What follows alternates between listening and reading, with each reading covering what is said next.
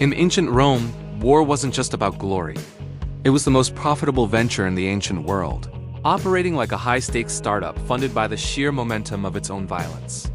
Rome perfected a predatory economic cycle where every victory paid for the next, using initial investments from wealthy aristocrats and public treasuries to field legions that returned with massive dividends in the form of plundered gold, artwork, and millions of enslaved people who became the free labor engine of the Italian economy.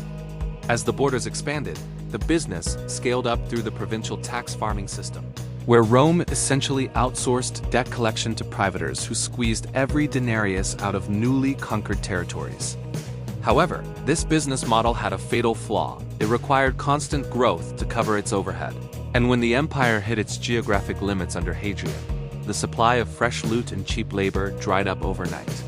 Suddenly, the military wasn't a profit center but a massive liability, forcing the state to debase its currency and hike taxes on a shrinking population to pay for a defensive wall it could no longer afford to man. Rome didn't just fall to barbarians.